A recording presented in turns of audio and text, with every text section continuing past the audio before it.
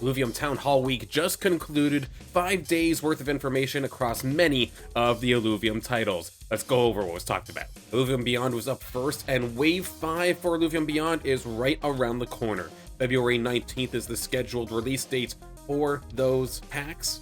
And as a part of Wave 5, there is going to be a partner that Kieran says is more noteworthy than GameStop partnered with them for this wave. As a part of that partnership, the partner wants to host an Illuvium Arena tournament. The entry into that tournament would be a battle board that you would get from the Illuvium Beyond packs. No specific date was set for that tournament yet, but they are shooting for April.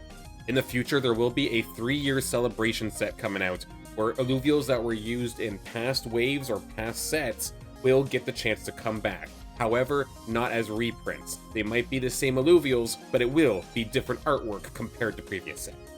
Something special here for Illuvium Beyond players as well. At the end of the year, there will be a set coming out that is going to give us the first glimpse of what the set 2 Illuvials end up looking like. That's right, the brand new Illuvials are going to be first seen in Illuvium Beyond.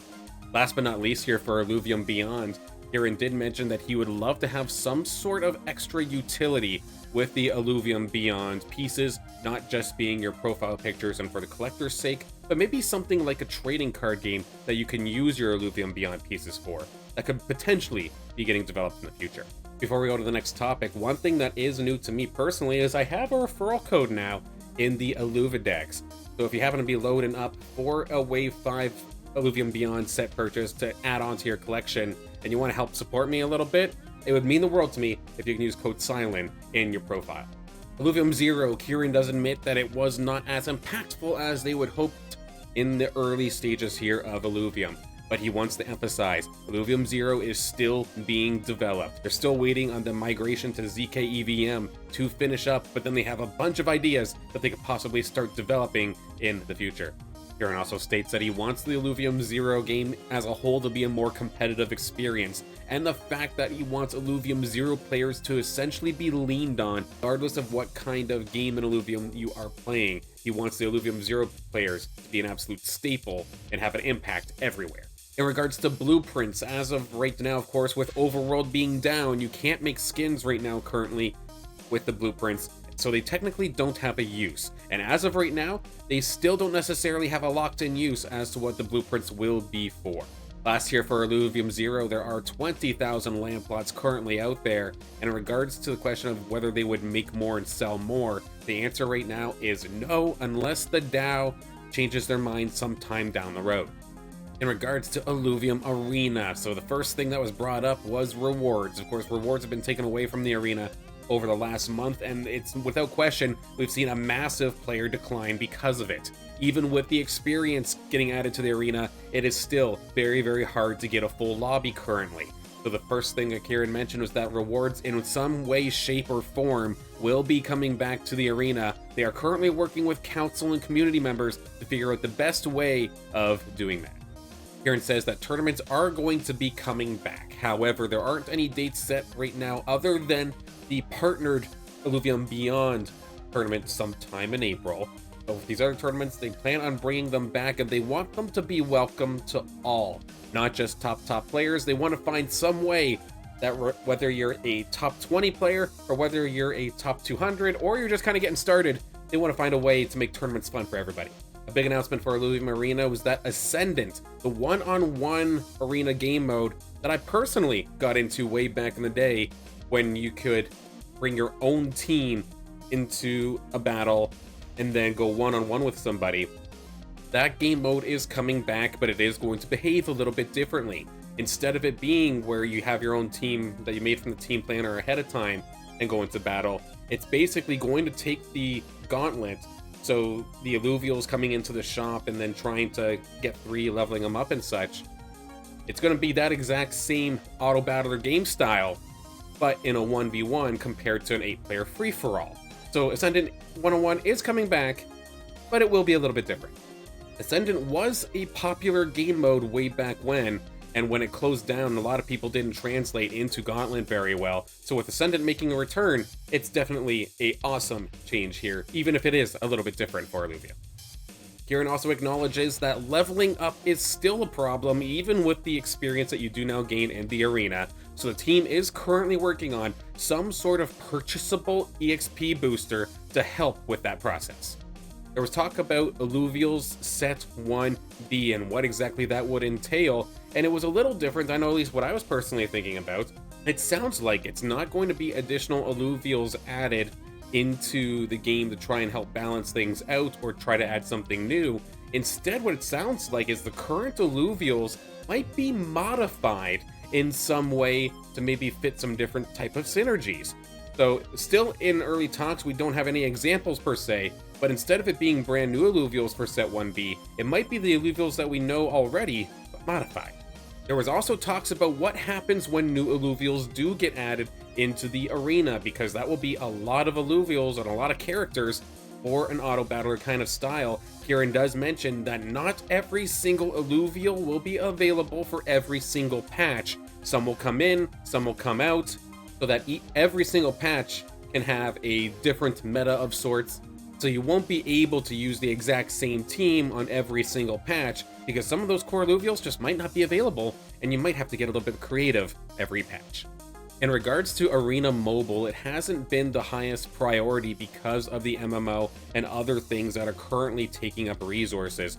So in regards to how far away are we from getting Arena Mobile, Kieran says it is at least 3 to 6 months away. It was asked if Illuvium Arena would be shut down to save runway to give resources to other games. Kieran denies that that would ever happen. If the arena gets shut down, it's because everything just failed and they don't plan on letting that happen. In regards to the Illuvium MMO, this is going to be the ARPG style experience that Illuvium's looking for to be the flagship, to be the main title for the entire series. And we did have our very first playtest, the private playtest, over the last 2 weeks, which I know personally I've gotten an opportunity to play, and it's been a lot of fun. I'll have a video coming out in the future about my experience in the Illuvium MMO playtest, so make sure you subscribe if you want to see that video.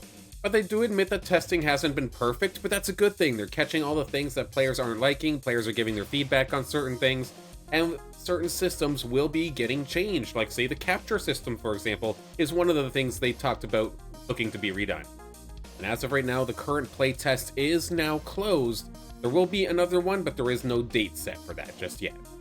In regards to how this capturing system is going to potentially work, so one thing that they're going to be doing is they're going to make sure that the capturing of Illuviums can be done both off-chain for the average everyday player, but then you could do it on-chain as well if you're into the Web3 side of things and want to potentially trade or sell your Illuviums later.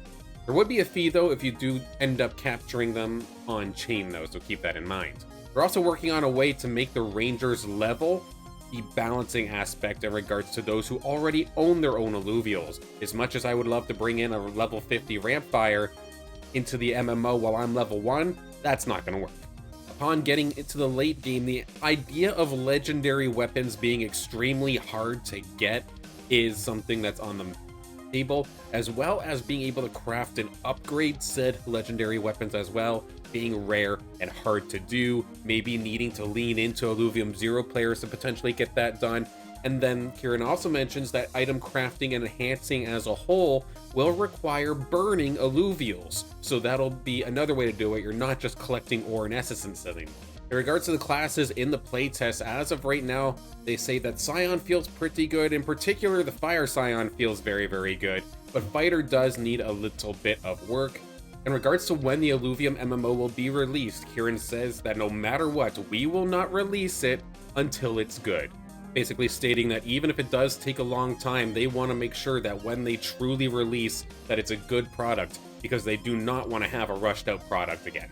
Illuvium Deathmatch or Illuvium Risk to Earn. So this is going to be a game coming up in the future where you pick one of your Illuviums, you essentially put it into a battle royale. You can't control it, but if it happens to make it to the end, or if it happens to get on the top 3 in regards to eliminations, you could receive rewards. If you lose, the Illuvium gets burnt. It essentially dies, it goes away.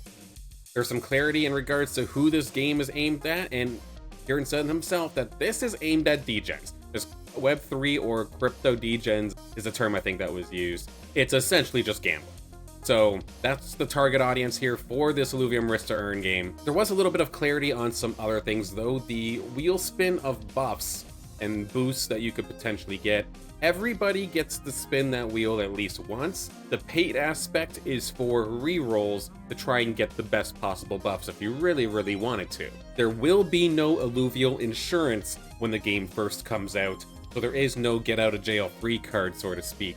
If your alluvial doesn't perform, it gets burnt. Accessibility will be quite nice with this game, however, because this is aimed to just be playable in a browser, whether that be on the PC or whether it be on the phone or just any sort of internet browser, you'd be able to play this game.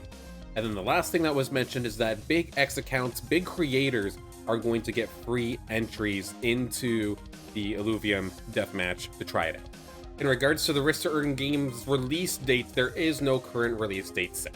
Some other mentions. One thing that Kieran is open to the idea of is some sort of devathon or hackathon or something that they called it, where other people would have access to pieces of the Illuvium IP and be able to make games for it or make assets for it. Keep an eye out for that if you're thinking about maybe creating something with the Illuvium IP.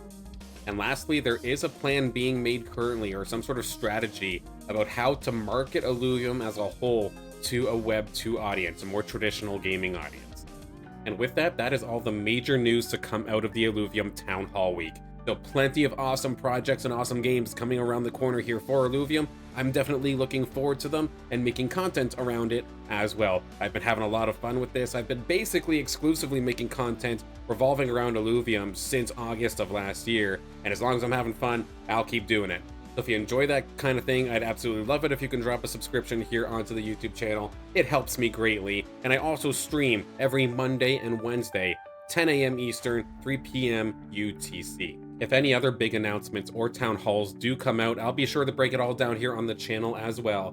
Trying to be a mixture of entertainment and informational all at the same time here around Illuvium. So again, thank you so much for tuning in, and I'll see you on the next video.